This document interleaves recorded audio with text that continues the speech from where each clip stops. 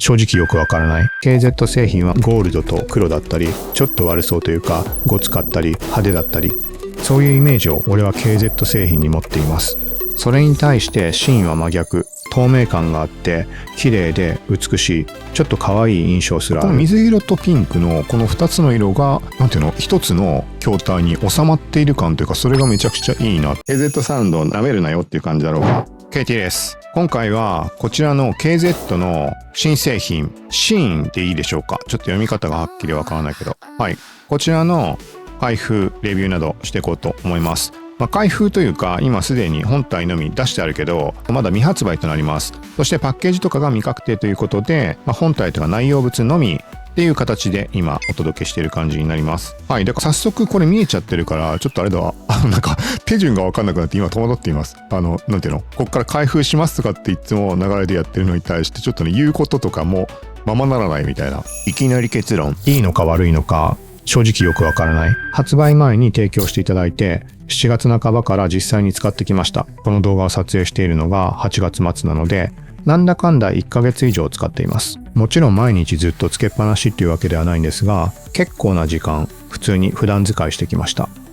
ここで再生環境について補足しておきます。この後出てくる開封直後のファーストインプレッションは iPhone だけで聞いた感想です。iPhone 16 Pro 使ってるんだけど、と、この KBR の TC12 Pro。一方、いきなり結論のパートはほぼ PC で、DAC はサウンドブラスター X5 を使用しています。価格的に4万円ほどするので、それなりの性能は持っていると思います。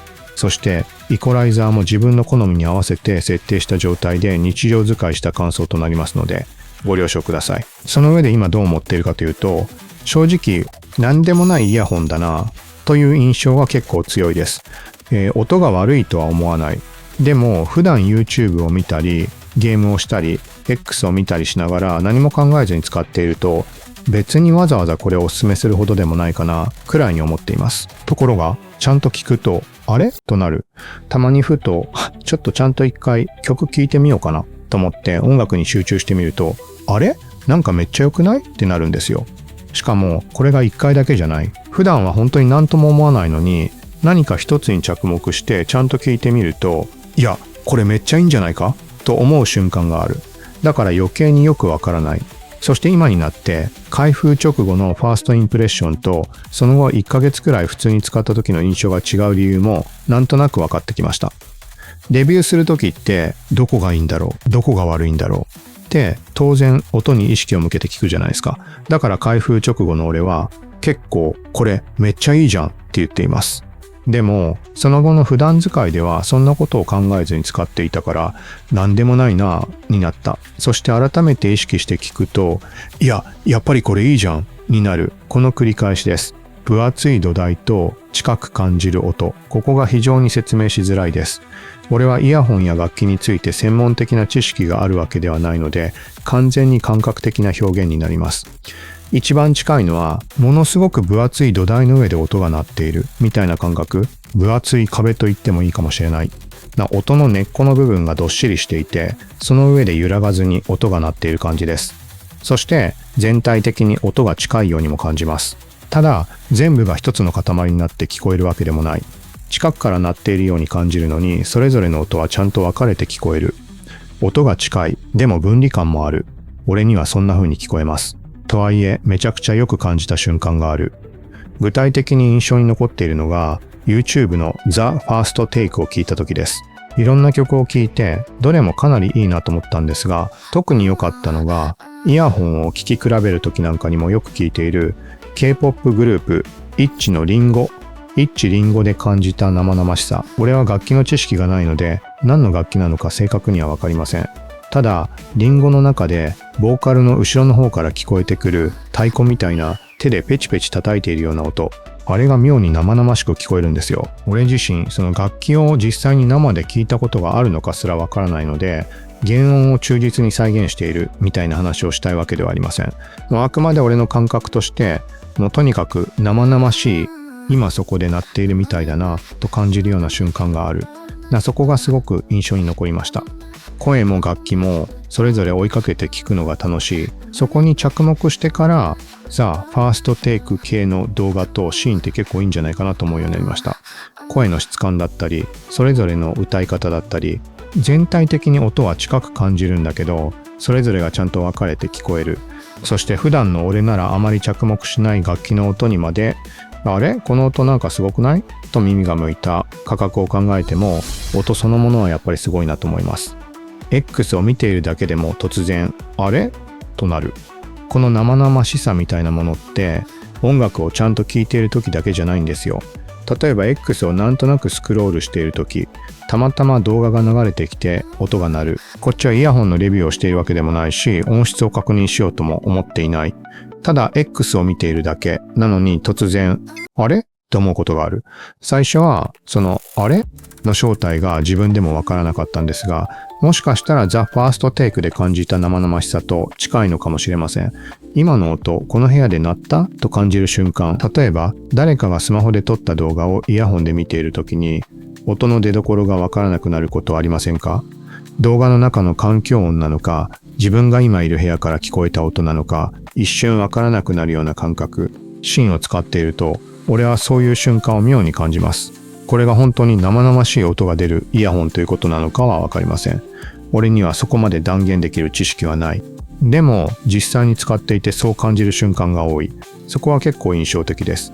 VR3000 のような空間表現とは違う。空間だったり臨場感だったりで名前が上がるイヤホンとは聞こえ方が全然違います。シーンは俺にはむしろ全部の音が近く感じます。広大な空間の中に音が配置されているみたいな感覚ではない。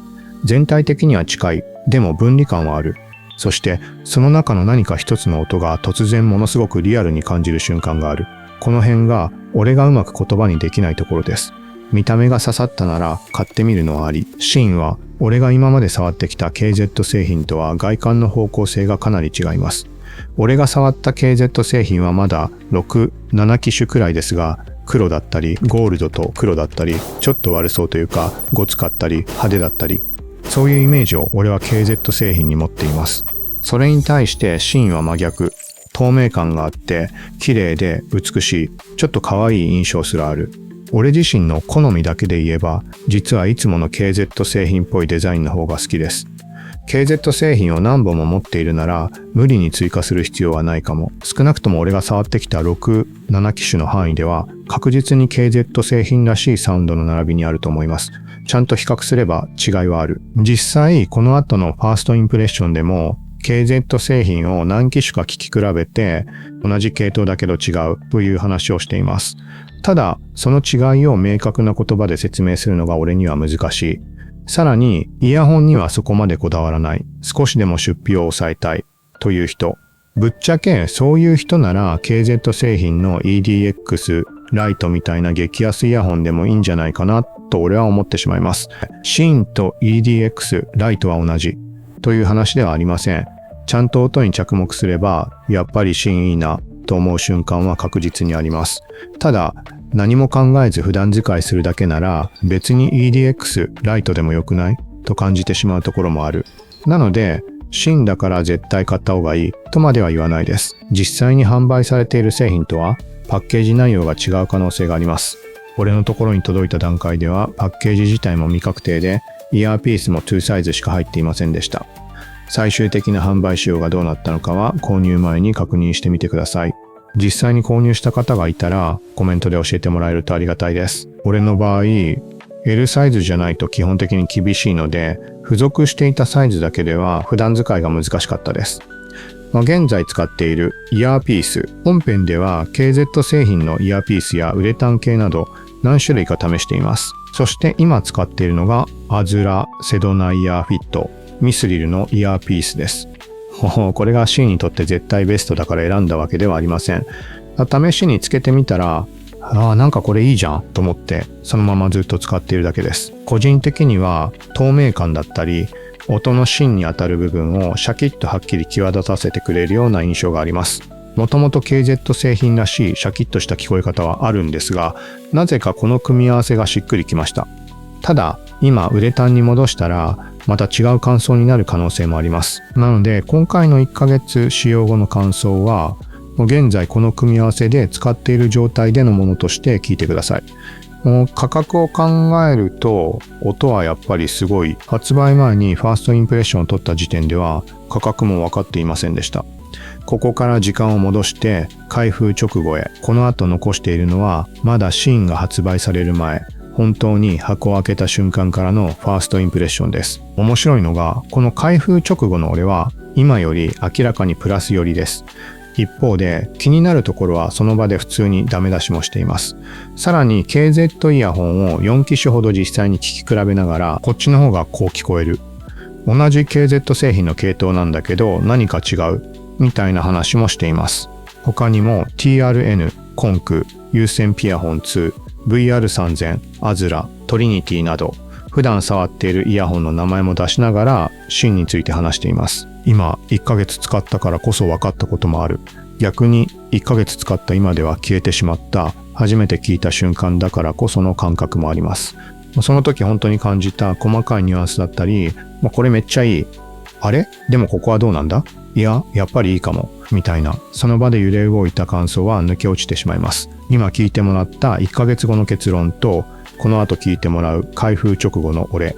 両方を聞いてもらうことで、このシーンがどういうイヤホンなのか、スペックや専門用語とは違う、感覚的な部分で何か掴んでもらえるんじゃないかなと思います。ここからは結構長めです。ご飯を食べながらでも、寝る前でも、お風呂に入りながらでも、ラジオ感覚でダラダラ聞いてもらえればちょうどいいと思います。時間がない方は倍速でも全然大丈夫です。それではここから時間を戻して、芯を初めて開封した瞬間、感じでキラキラキラキラ輝いている感じ。そして水色のところをなんだろうな、これもちょっとホログラムっぽい感じで、上にガラスではないだろうけど材質はこう一つ層が乗っかっている感じで、そこの感じで角度変えると結構見た感じ、色味とか印象が変わる形になっています。はい。で、こういう風に見てみると横とかここの部分はもう完全なクリアスケルトンになっています。ここはあれだね、好きな人も多いんじゃないでしょうか。逆に言うと安っぽく見えるっていう側面もあるかもしれないけど、でもなんか不思議とあんまり KZ のこれ系を安っぽいと思ったことないんだよな。なんだろうね、これもここの質感とかの絡みがあるんでしょうか。なんか中身が見えていて逆に興味をそそられるというか。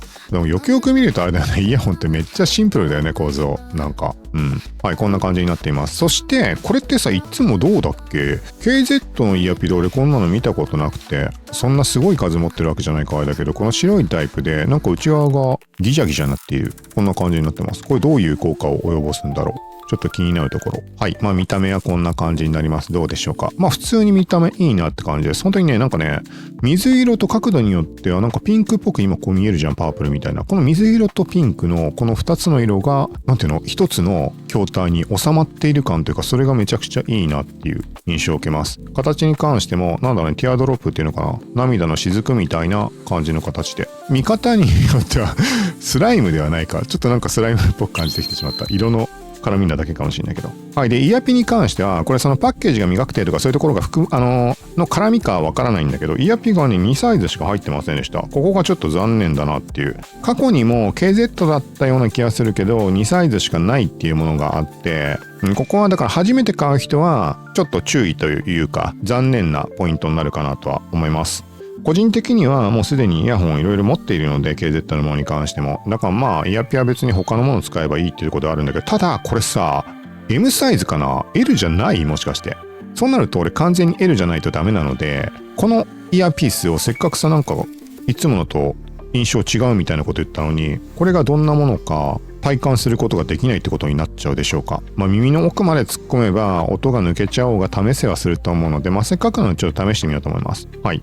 そしてケーブルに関しては、これはなんかあれかな、別にそんないいも悪いもないようなよくあるやつでしょうか。なんかさ、このデザイン考えるとさ、めっちゃいいからさ、価格ってどうなんだろうってある程度するのかなとも思うけど、現時点価格も何も分かんないから何にも分かんない状態なので、このケーブルって多分よくくっついてくる安いやつだよね、きっと。で考えるとこれも安めなのかね。どんぐらいなんだろう。全く値段は想像もつかないし、どんな系統の音のイヤホンなのかっていうのも全く把握していないです。はい、じゃあイヤーピースをケーブルにくっつけてみようと思います。ケーブルに関しては LR は書かれてるかな、見えないかな、なんかよくわからん書かれてるのかもしんないけど、こっちが L かな、書かれてないかな今。これ一応書いてほしいな。なんかさ、別にさ、音楽聴くとかだと俺何も気にしないんだけどさ、FPS とかにさ、使うときにさ、右と左が逆だったらもう最悪じゃん。まあ、付け直せばいい話だけど、これはわかるようにしといてくださいよって話だ。もう言って書いてあったらあれだけど、今ズームにしてカメラで見てるとちょっとわかんない。どっちにしてもわかりづらすぎる。はい。じゃあまあとりあえず刺します。なんかね、これあれだよね、もう向きで多分、わかるんだとは思うんだけど、俺よくわかんないんだよな。要はさ、この向きだから、これは右に決まってるとか、そういう要素がありそうな気はするけど、はい。まあ、こういうの使ったことない人向けに言うと、ここが付け替えられるようになっていて、ケーブルの見た目を変えたり、それで音質が変わるなんて話もあるので、そうやって楽しむ感じになります。はい。つけてみると、はい。ケーブル装着すると、こんな感じになります。やっぱめっちゃ綺麗だね。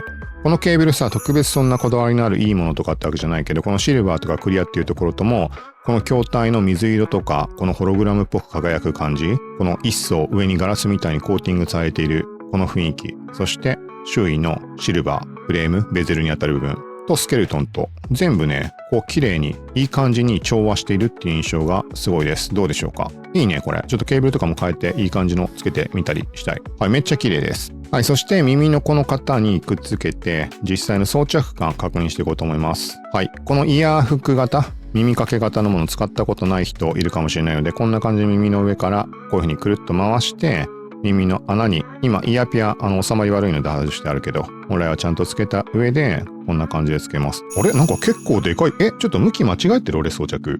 こんな入んないことある？でかいってこと？あれ、おかしいぞ。全然収まる気配がない。あ、収まった。でかいってことかな？普段こんなことを悩むようなことないです。他のイヤホンで。それとも左右付け間違えてるかな？これちょっと耳につけないとわかんないので、ちょっと一回これで進めます。考えてみたら形状がちょっとこの飛び出してるような、なんというか、どうだっけ他のイヤホンでそんな気にしたことないけど、透明だから気づきづらいだけで結構形状特殊なのか、よくあるのかわからんけど、今こうやって改めて見ると、なんか結構歪な感じというか、みたいな印象があります。デコボコというか。はい、じゃあ実際にここから耳に一旦装着してみようと思います。まず左右が合ってるかだね、付け方が。そこからしてつけてみました。つけてすらちょっと左右が合ってんのかとちょっとよくわからんな。でもさ、ちょっともう一回これさ、試しに外してこれを左右さらに逆にしたとしてどうなるよ。これがこっちにつくって、なんかわかる人はすぐわかるっぽくてさ、俺画像を上げた時にそれ逆ですよって言われて、なんか考えてみたら確かに逆かも。こっちが正解かな。もしかしてこうなってこの内側に向いている。どうだろう、ちょっと一回つけてみます。こっちの方がしっくりくる気するな。これどうやって判別するんだろう。これなんでこんなわかんないかな。散々イヤホン触ってるのに全くわからん。どっちが正解か実際に試してみてすら確信がない。でもな、明らかに違和感あったからさっきのが逆か。ちょっとじゃあこっち向きにしよう。はい、ごめんなさい。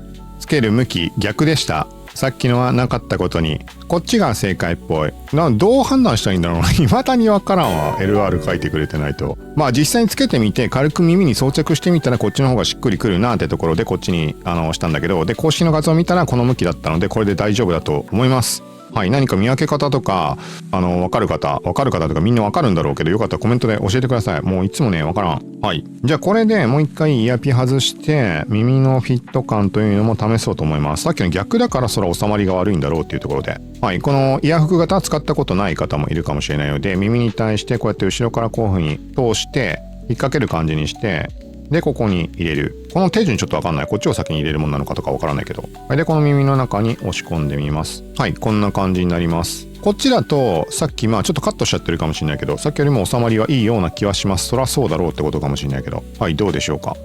こんな感じで。まあでもちょっとどっちにしてもちょっとやっぱ本体は大きいのかな。さっき向きを間違えてつけれた時の話もあったんだけど、なんか収まりが悪いなって言ったんだけど、なんかね、この本体が結構透明だから分かりづらいだけで、いびつというかデコボコ感がすごいと結構出っ張ってます。なんかここもさ、こうなってるし、ここもさ、こうへこんでこっちが出っ張ってるとか結構特殊でしょうか、どうでしょうか。あんまり細かく気にしたことないけど、なんかさ、普通にシンプルに丸みを帯びてる、なんていうのかな、台形みたいなのとかって割とあったりすると思うけど、そこに対して考えると結構特殊でしょうか、形状が。どうでしょうか。はい、まあこんな感じになってます。まあこのあたりも実際の着用の何かの参考になればと思います。では結構アクセサリー的な感じで考えても、さっき本体の見た目に関して触れた時のまんま、なんか結構角度によってこの雰囲気とかそういうのは変わってくるので、なんかアクセサリー的にも悪くない感じじゃないかなっていうのは思います。ケーブル変えたら結構いい感じになるかもしれないです。はい、このあたり参考になれば。はい、じゃあ改めてケーブルにつけた状態だとこんな感じになります。本当に綺麗だね。これはめっちゃいいわ、輝きが。だってさ、このちょっと両方傾けた時も片側は水色っぽく見えて、もう片方はピンクパープルみたいに見えるさ、このぐらいフェイスプレートの表情が変わってくれるみたいなのは結構楽しめそう。はい、いい感じです。じゃあこれで実際に耳つけてみます。はい、今つけてみました。ちょっとね、これは正常な判断できないです。もうスカスカです、俺。奥に押し込んでも、もうこの本体の大きさもあるのかもしんないけど、全然ね、密閉感が全くない。どんなに押し込んだり、グリグリやろうが、もう浮いてきちゃうので、これはちょっとこのイヤピは使えないかな。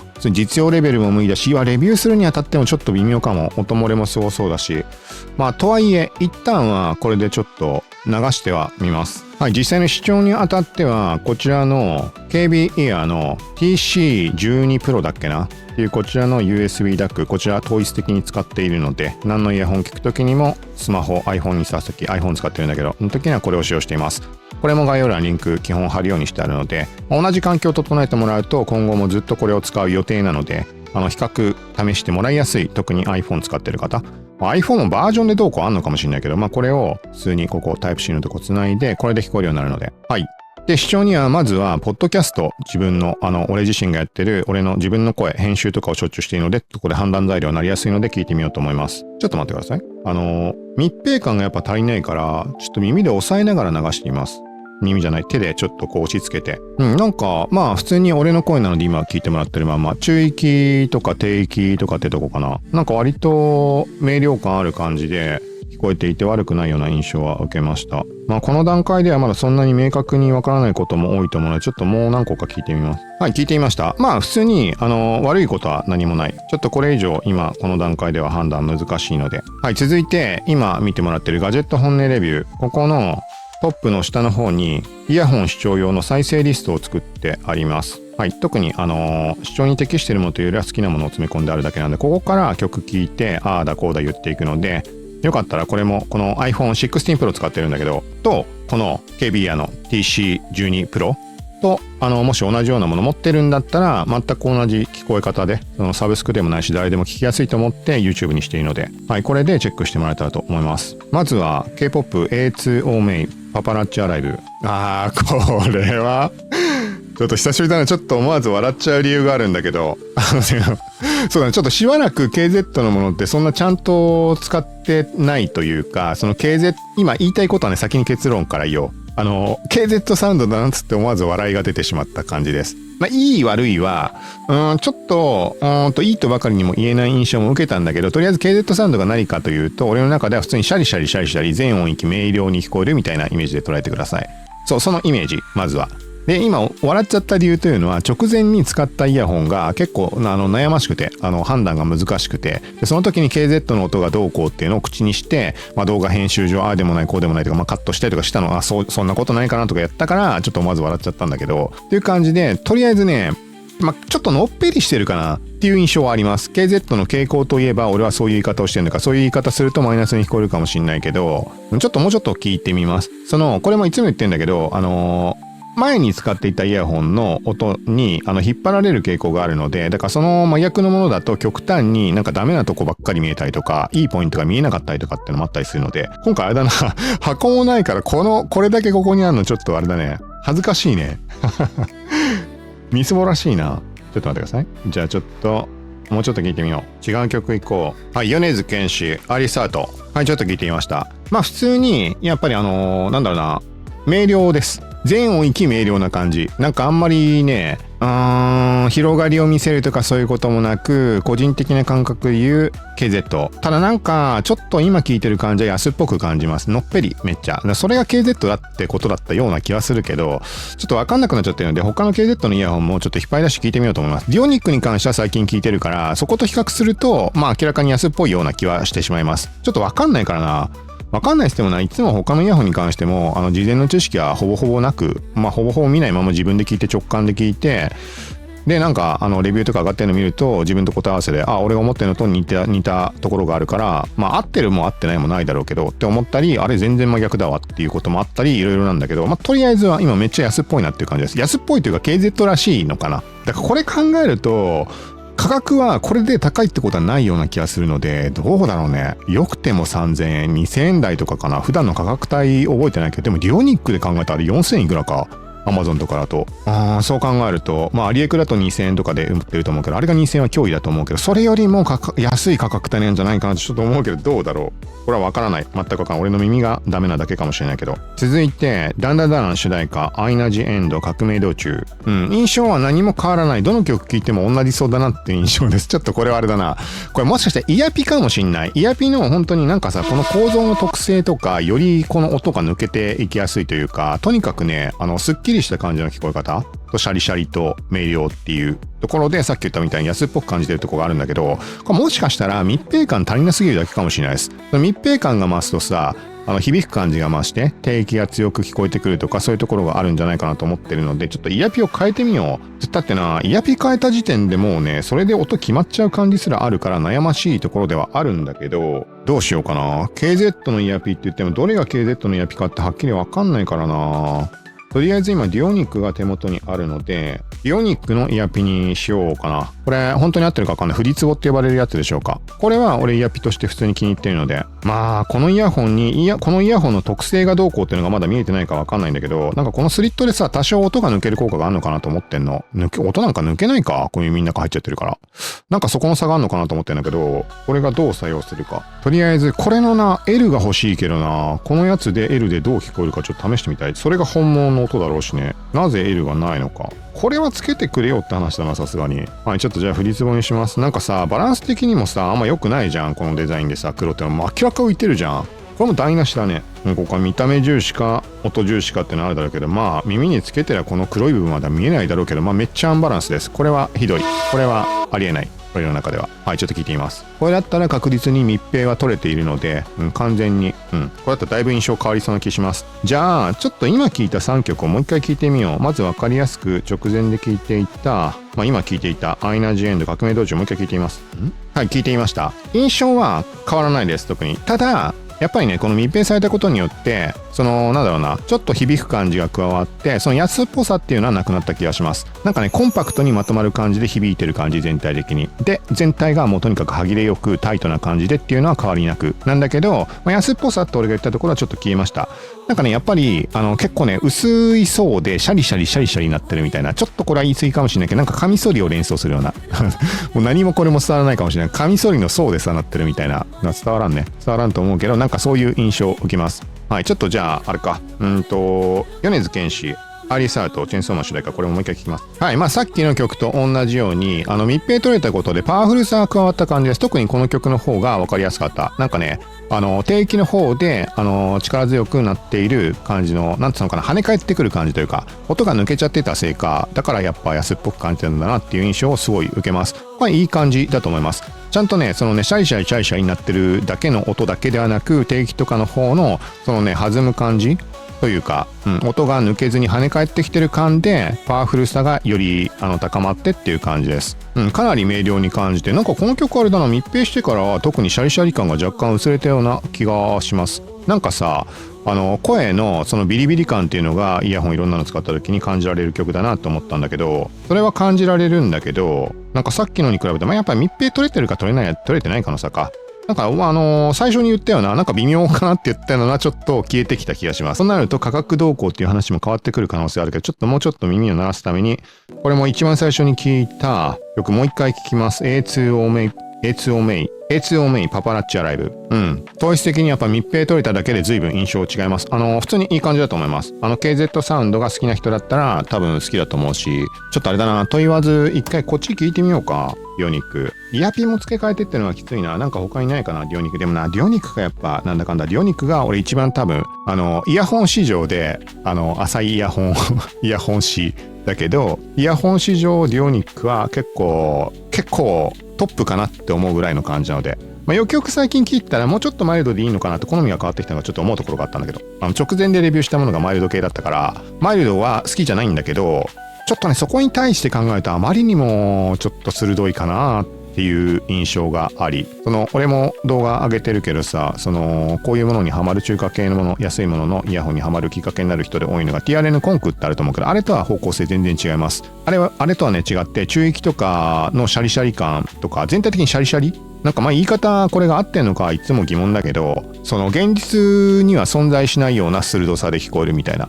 感じなんだけど、シャリシャリジャリジャリ、なんていうのかな、音のエッジの粒子がめちゃくちゃ荒くて、それが耳に引っかかるような感じの鳴り方というか、なんというか、コンクの場合は普通に素直な音で鋭く耳に刺さるみたいな感じだと思うんだけど、別の意味で耳に刺さるような要素もあるんだけど、そうだから今回のこれも別に遠からずそっちの今言ったような感じです。 KZ サウンドって言ったままそっちの方向だとは思います。分からんからって言っても分からんから一回こっち聞いてみるか。イヤピンまで付け替えるのが大変。本当になんかいい方法ないだろうか。どっかにイヤピか他のイヤホンかちょっと探します。ごちゃごちゃとまとめて出してきました。どうしよう。ちょっとな、本当にな、イヤピで変わってしまうってことが、確率に変わるってことが分かっちゃったから、ちょっと選ぶのが難しいんだよな、本当に。どうしていいものか。めっちゃ難しいです。本当は振り壺がもう一個あればいいんだけど、振り壺どっかにあるはずだけどな。絶対。パッと見見当たらない。どうしよう。じゃあしょうがない。ちょっと手間に感じてはしまうけど、やろう。ちゃんと。ちょっと一応、全部試すかは分からんけど、KZ のものを出しておきます。これも KZ だよね。なんとか12だよね。これだわ。最近ゲーミングイヤホンのやつ、レビューした時に頭に浮かびながら話には出さなかったんだけど、2000円ぐらい、1000円台で買えるかなのゲーミングイヤホンなんだけど、タイプ C 直差しでめっちゃ音聞こえる。足音とか。シャリシャリ系だから好みあると思うけど、VR3000 方面が好きな人には向かないタイプだと思うけど。はい、じゃあ一回、ちょっとまた忘れる前にもう一回聞くか。一瞬流して。はい、ごちゃごちゃと見ていたら振り壺ありました。よかった。ちょっと KZ は KZ でまとめるとかをしよう。で、あれだわ、ちょっと余談になっちゃうけど、もう KZ のシャリシャリシャリシャリするっていう話散々したと思うけど、その対策として、このウレタンっていうのかな。このタイプを使うようにしていました。これとかもシャリシャリ系。今比べてどうかわかんない。当時はめっちゃシャリシャリって言ってたんだけど、今比べると最近使ってるものがシャリシャリかもしれないけど、これで結構ね、マイルドさが増すので、鋭さを本体のその特性の鋭さを残しつつ、マイルドにするのに、とかこれ使ってたら思い出した。はい。で、振り壺がここにあったので、これじゃん。これが俺の中では多分ね、最も鋭いって当時思っていたもの。その後ディオニックとか使っちゃったからちょっとちゃんと比較してないかわかんないけど、レビューの中で触れたような気もするな。なんだっけ？なんとか12だっけこれ。これもいいはずだね。ちょっとここに振り壺ついているので、あれでも1個しかないかな。1個しかないぞ。もう片っぽがないじゃん。じゃあダメじゃん。せっかく見つけたと思ったのに。あった。はい、じゃあこの振り壺を使って、ディオニック聞いてみよう。こういう方向になったか。でもこうすべきだよね。得体が知れないイヤホンなわけだもんね。このイヤホンは。サイズは一緒でしょうか。サイズも一緒っぽい。なんかちょっと若干違うような気もするけど、そんなことないかな。はい、じゃあ、ちょっとな、もうこうに付け替えてる間に音忘れちゃうんだけど、ディオニックを聞いてみよう。で、なおかつ、このケーブルなので、このケーブルがね、当時比較した時の、話した時の記憶ね。だと、これにした方がシャープに感じるっていう話をしていた気がします。そう。で、今、特に深い意味があって、ディオニックにつけてるわけじゃないんだけど、ディオニックだったらもっと違うケーブルの方が良さそうな気がするんだけど、じゃあこれ、挿してみます。ディオニック。さあ、どうだろう。俺が思うには、ディオニックの方が中域あたりがちょっとスッキリしていて、全体的にスッキリしてる印象になりそうかなと思ってるんだけど、さあ、じゃあ流してみます。はい、ちょっと聞いてみました。わからんな。なんか結構似た感じには、感じてしまう。どっちかって言ったら俺が言ったこと外れてたかな。ディオニックの方がパワフルな気が。アイリスアウトとかだと結構ね、その厚みがすごかった。ディオニックだと。なんかそういう印象のイヤホンでは俺はないんだけど、ちょっともう一回付け替えてみます。この流れでアイリスアウトを聞いてみよう。なんかね、定期とかのこう弾むような感じで響く感じはディオニックの方が来てる感じがあったんだけど、どんどこ。ただなんか明瞭さだともしかしたら今つけてるシーンの方が明瞭なような気もしました。なんかね、パワフルさはディオニックで、パワフルさはどんどこ全体に響いてるような低域の音が鳴ってる中で、その鮮明に中域広域とかも聞こえているんだけど、そこに対してシーンの方が全体のどこか低域の感じは抑えめなんだけど、その分ってことなのか、なんかね、よりはっきり、鮮明に声とかそういうところが聞こえていたような印象がありました。なんかそんな大きな、どうだろうな、大きな差がないことはないな。聞こえ方違うんだけど、ちょっと説明が難しい。特に低域とかのどんどこなってるところが、シーンの方が抑えめ、ディオニックの方が強く感じる。これもね、ケーブルとかもあるから何とも言えないけど、ちょっと別の曲をもうちょっと聞いてみよう、シーンで。ちょっと一応もう一回ディオニックに変えてみます。ディオニックに関してはここのスイッチもあるから、ここの課題もあるから、もう言ってもあれかもしんないけど、あくまで傾向っていうところで、今一瞬流して分かりました。これあれか、イヤホンとかケーブルによってはボリュームの大きさの差もあるか。ちょっと待って。いやー、むずいな。曲依存でさっきのこの全体にどんどこ伝わってくる感じが、ディオニックの方が強いって言ったけど、今真逆になっちゃいました。だから曲依存があるからちょっと難しいな。全体の傾向としてめちゃくちゃ違うってことはない。いや、違うんだよ。もちろん全く同じではないんだけど、そのシャリシャリ感を伴う KZ サウンドってところは、間違いなくこのシーンも同じ印象だって思ってもらって間違いはないと思う。その先はちょっとね、これ難しいな。しかもだってさ、振り壺にしちゃってるじゃん。これをいきなり買う人はこのイヤピなわけでさ、しかもサイズ L が本当についてこないんだったら、今未発売の発売前だから、パーツが足りてないだけなのか、そこも判断つかないんだけど、ってなるとね、ちょっとね、判断難しいよね、買う人に関しても。っていうところがあるけど、そんな感じです。ちょっとじゃあ、せっかくだから別のイヤホンも使ってみよう。この KZ。のやつを。ちょっとそういう機会もあんまりこういう時にしかないから、わざわざさ、これを引っ張り出してきてって普段やることないので、ちょっとちょうどいい、改めて忘れてしまっているものの把握とかも含めて。じゃあ今もう繋いであるこれにしよう。これも振り壺にしなきゃダメだよね。どうだろう、今聞いてどう思うんだろう。なんかね、なんかのイヤホンの時 KZ 系の。最初に使った KZ はこれなのかな、ご提供いただいて。で、この時にめっちゃ刺さるというか、めっちゃ明瞭だって言ってびっくりした。なんて書いたっけな、極悪営利みたいなサムネにしたんだけど、そのぐらい鋭さを感じたんだけど、その後に別のものを使ったらもっと鋭いものがあるんだってなったのが、今ちょこちょこ映ってるさ、この KZ 系のものだったりします。だからどれが最も鋭いかとかってそういう比較がちょっともうできていないので、安っぽい差も含めて上質さとかなしとしたら、これは結構鋭いです。タイプ C 直差しで、タイプ C 自体で、やっぱり鋭くなる、シャキシャキ聞こえる傾向にはあるみたいなので、ゲーミングってなってるんだけど、これは。はい、ちょっとじゃあ、これ名前忘れちゃった。名前忘れちゃったけど、これ試します。ちょっとね、わからない。言葉にして表現できないです。見た目で選んでくださいぐらいしか言えないかもしれない。間違いなく KZ サウンドさっきから言ってるような、その傾向なのは間違いない。だけど、それ以上の表現ちょっと俺難しいな、ここの差は。わからん。マジで。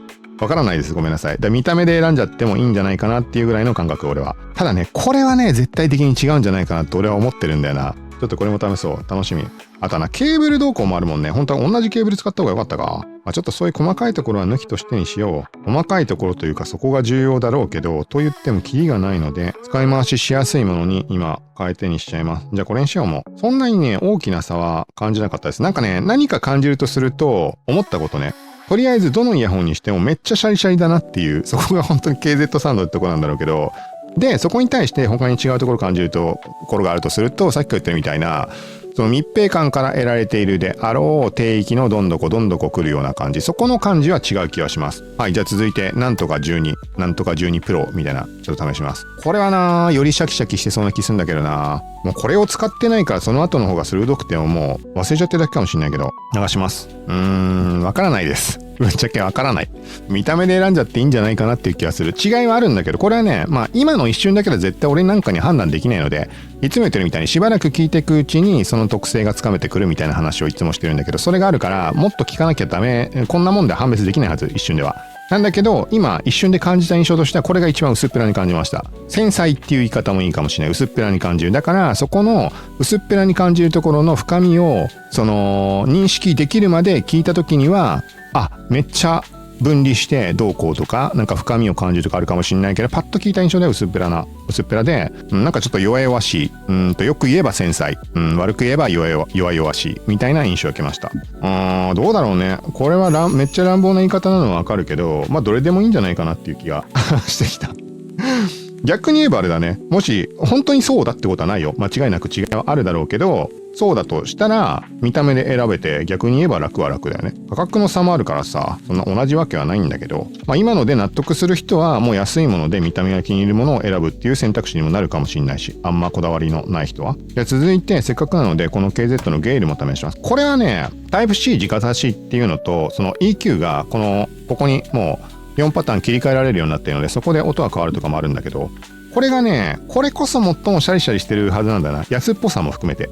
俺はその FPS に求めるものは、こういうものこそいいと思っているので、傾向としてはもっといいものもあるんだけど、とはいえ、今全体の話としているのは別に FPS 軸で話してるわけではないので、単純に聞いた時の印象。使い方さえ間違えなければ、FPS とか、特にタルコフ、アリーナブレイクアウト系のものには適しているとは思っています。はい、じゃあタイプ C なので、これ直接ここに挿します。はい。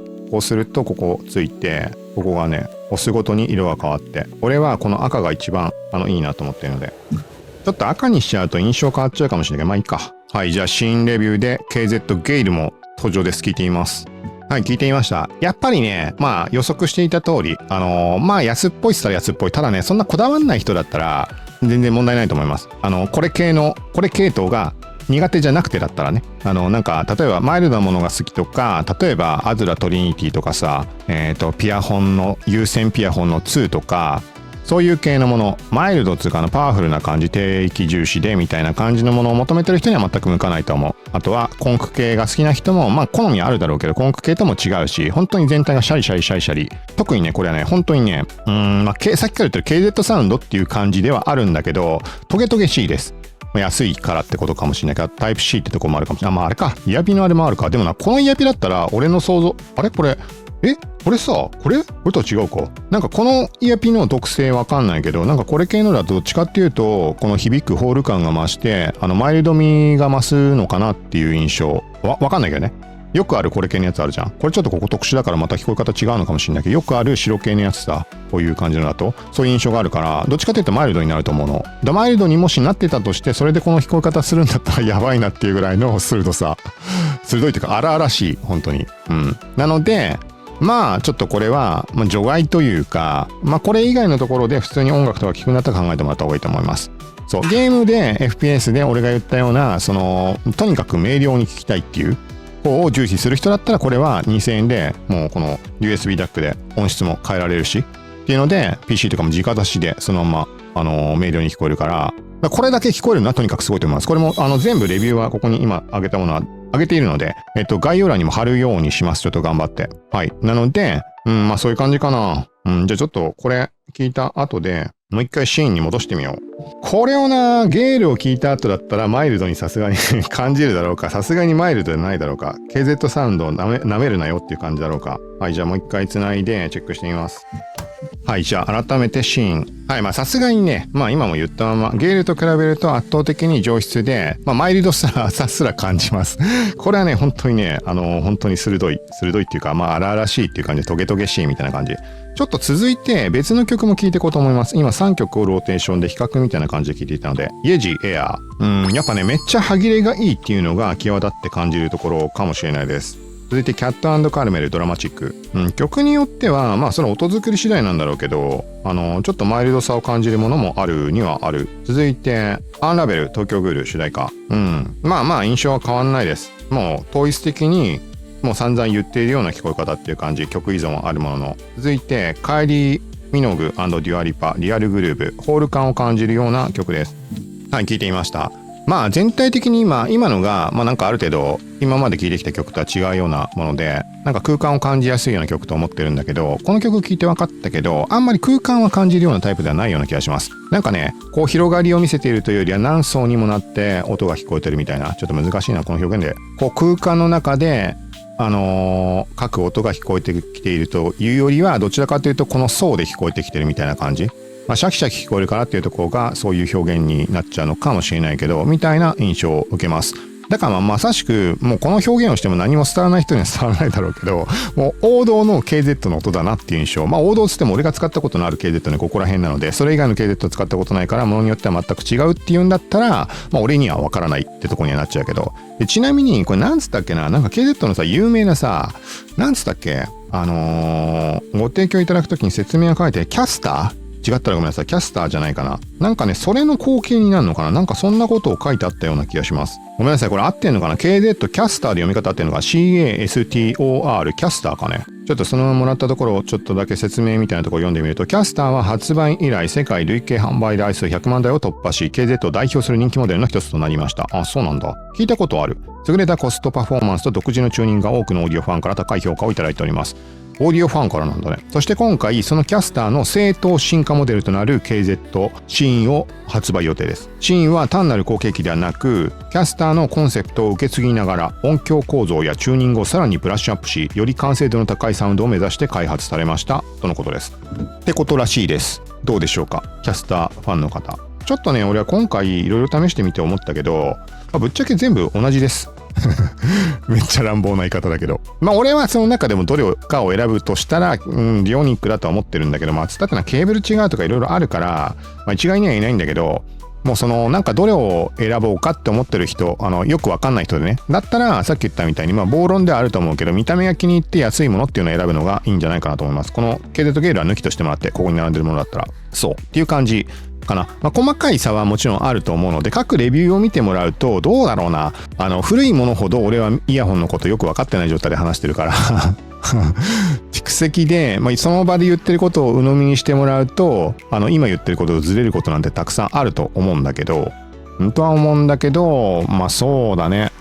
そんなに俺が言ったことで悪いことはないんじゃないかなとは思うけど、どうでしょうか。だからちょっとね、これは普通に、だから見た目ってとこで選ぶのに適してそうな気はするけど、音に関しては、そら差はあるけど、KZ サウンドっていうところのくくりで、そこには間違いがないと思うので、そういう判断でいいんじゃないかなと。あとは本当にこのイヤピが残念だわ。ちょっとさ、イヤピ変えてみます。せっかくなので。見た目の話じゃなく、ちょっとね、そのトゲトゲさを、トゲトゲではないけど、シャリシャリ感を抑えるために、このウレタンみたいなやつ。これも見栄えが悪いね、黒。ちょっと聞いてみます。このウレタンっていうのは、わかんない人向けに言うと、この、押しつぶして耳の奥に押し込んで、その状態で耳の中で膨らんでくれる。これちょっとあれかな。安っぽい、安物かな。あんまりそういう効果なさそう。偽物っぽいな。本当に戻ってくるもんなんもないね。ただこれだけだね。ちゃんとしたやつだと、こっち系か。